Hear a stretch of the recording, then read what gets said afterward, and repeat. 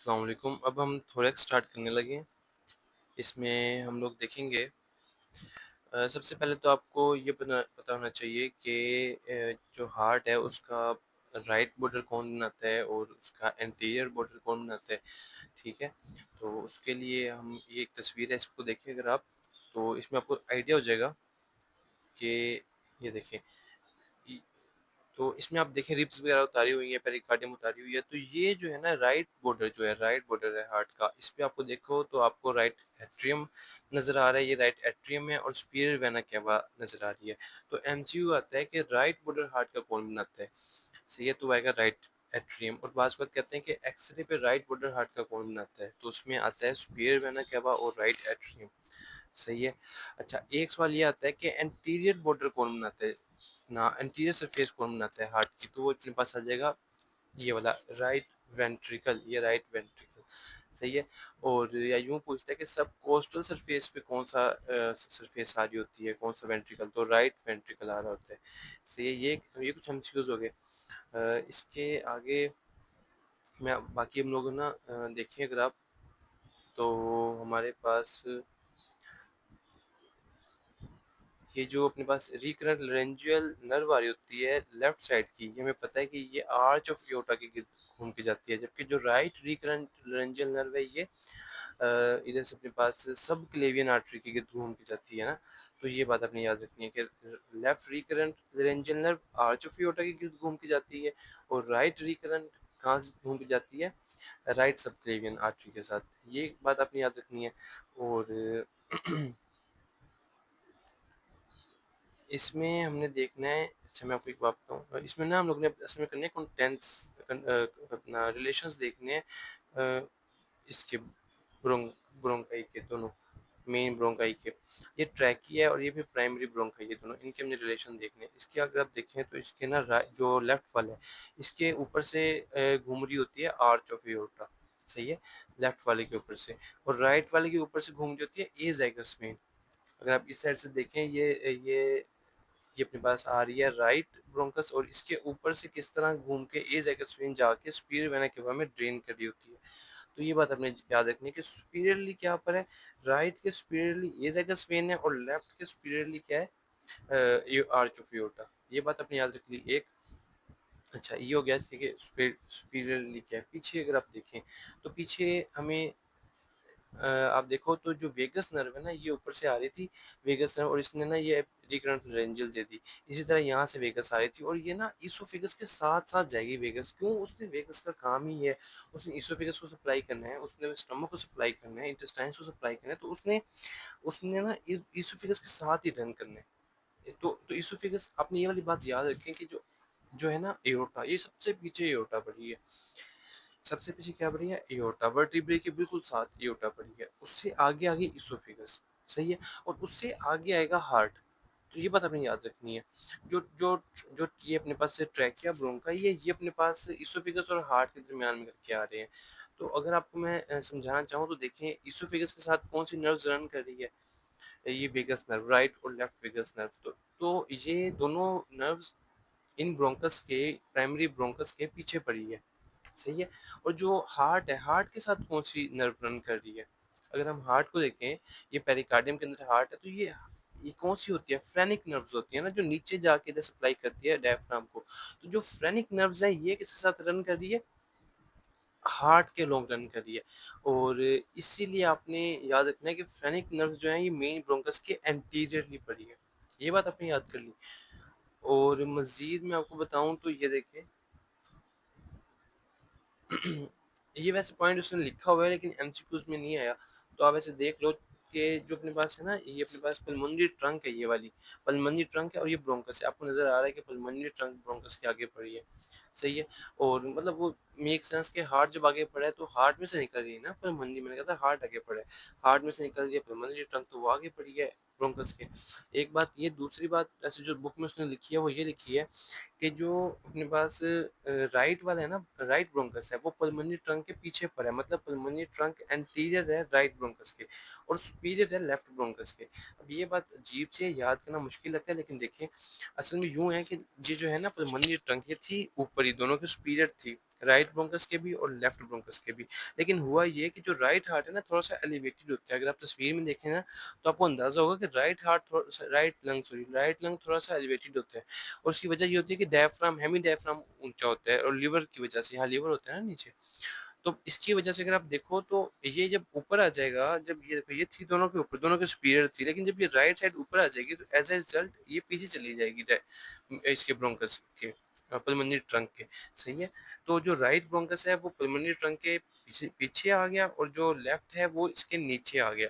या यूँ कहूँ कि जो पल्मोनरी ब्रोंकस है जो पल्मोनरी ट्रंक है वो राइट ब्रोंकस के एंटीरियर है और लेफ्ट के सुपीरियर है, सही है? अच्छा, मैं आपको दोबारा बात ये रिपीट कर रहा हूँ कि आपने ये बात ज़रूर याद रखनी है कि सबसे पीछे एयोर्टा है, उसके आगे इसोफिगस है, उसके आगे क्या है? इंफीरियर वेना केवा, सही है? इसको आपने बस यूँ याद कर लें कि जो एयोर्टा है वो तो सबसे पीछे वर्टिब्री के साथ-साथ टर्न करा होता है बिल्कुल लेफ्ट साइड पे। लाइक अगर आप देखना चाहो तो ये वर्टिब्री नज़र आ रही है हमें और ये एयोर्टा बिल्कुल इसके साथ रन करा होता है लेफ्ट साइड पे और उसके आगे इसोफिगस रन कर रही है। आगे फिर हमारे पास यहाँ हार्ट आएगा और हार्ट के अंदर जा रही है inferior vena cava, superior vena cava ना? एयोर्टा भी तो हार्ट में जाए लेकिन वो घूम के पीछे चला जाता है, लेफ्ट साइड में घूम के पीछे चला जाता है, सही है? इसोफेगस से भी पीछे चला जाता है। ये बात मैं बार-बार इस पे एम्फसाइज़ इसलिए कर रहा हूँ कि ये आगे काम आएगी। और मैं आपको मज़ीद दिखाना चाहूँ कि अगर हम लोग परकशन करें बैक साइड पे, आप देखो लंग्स कहाँ तक जाते हैं। ये T1, T2, T3, T10 तक लंग्स जाते हैं हमारे, सही है? T10 तक नॉर्मल सिचुएशन में ना तो अगर आप परकस करो ना तो T10 तक आपको ना आपको मिलेगी रेजोनेंट साउंड। उसके बाद फिर सिर्फ वो रिसेस रह जाती है, कोस टू डायफ्रागमेटिक रिसेस, तो उसमें आपको नहीं मिलेगी। तो मेज एक ये वाली बात आपने याद रखनी है और दूसरा आपको ये पता होना चाहिए कि कोई भी चीज़ होगी ना सबसे पहले आपको पता है ये राइट ब्रोंकस है, ये लेफ्ट ब्रोंकस है। तो जो राइट ब्रोंकस है ना उसमें वो ज़्यादा अलाइन है। तुम्हें पता है कि जो भी चीज़ हम लोग एस्पिरेट करते हैं वो मेजरली राइट ब्रोंकस में जाती है, सही है? तो ये कुछ एमसीक्यूज़ है और इनमें से आई गेस कि हमने सारे ही कवर कर लिए हैं, तो हम देख लेते हैं एक दफ़ा।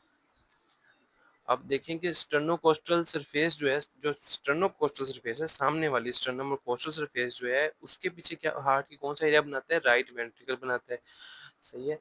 और राइट बॉर्डर जो है हार्ट का वो बनाता है right atrium, right border heart का कौन एक्स-रे पे कौन कौन बनाता है? सुपीरियर वेना केवा और राइट एट्रियम।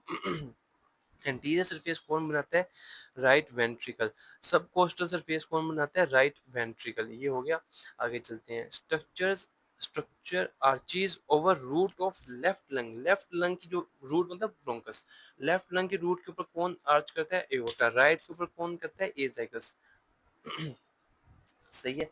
अच्छा, मजीद क्या कि anterior to root of both lungs के एंटीरियरली फ्रेनिक नर्व गुजर रही है, हार्ट आगे बढ़े और पोस्टीरियरली वेगस नर्व गुजर रही है, इसोफिगस पीछे पड़ी है, वेगस नर्व इसोफिगस के साथ जाएगी।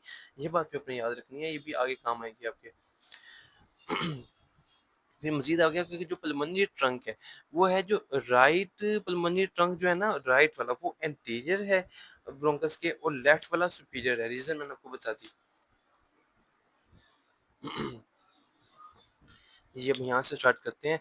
विच nerve loops around arch of aorta? Left recurrent laryngeal nerve. और राइट लंग की रूट के ऊपर कौन आर्च करता है? एजेगस वेन, हमने देख लिया।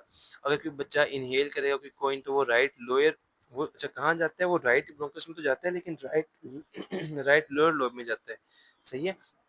और इसमें मज़ीद डिटेल ये है कि राइट जाएगा तो राइट लोअर लोब में, ये तो बात बात होती है।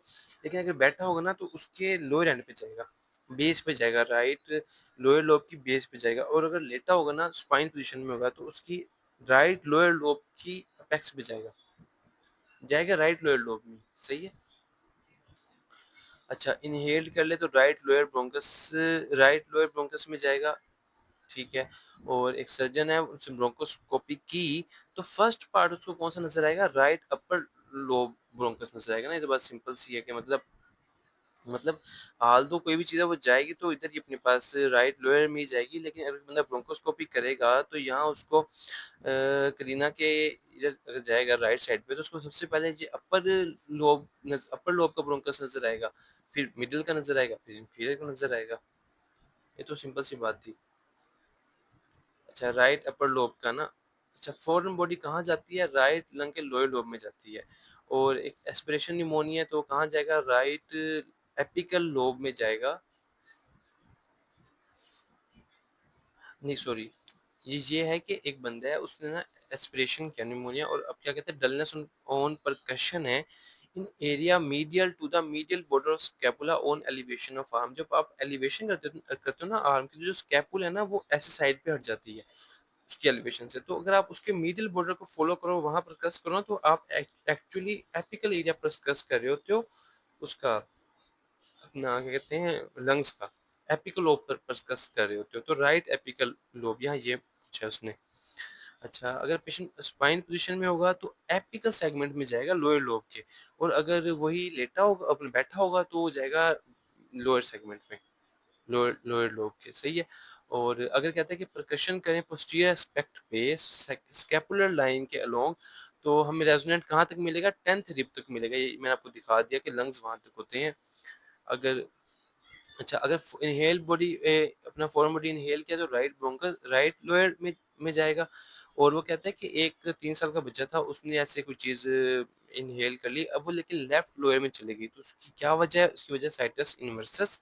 सही है, लाइक इतना कॉमन है राइट में जाना। अगर लेफ्ट में जा रहा है तो कह रहा है कि उसकी वजह से साइटस इनवर्सस हो सकता है। उसके लिए देखो बच्चे को, साइटस इनवर्सस ये है कि उसके जो ऑर्गन्स है वो मतलब मिरर इमेजेस हो सकते हैं, रिवर्स हो सकते हैं। राइट लंग इस तरफ होगा, लेफ्ट इस तरफ होगा, हार्ट का इस तरफ होगा ना, तो ऐसे उसकी इमेज होगा। सही है, अभी के लिए इतना ही।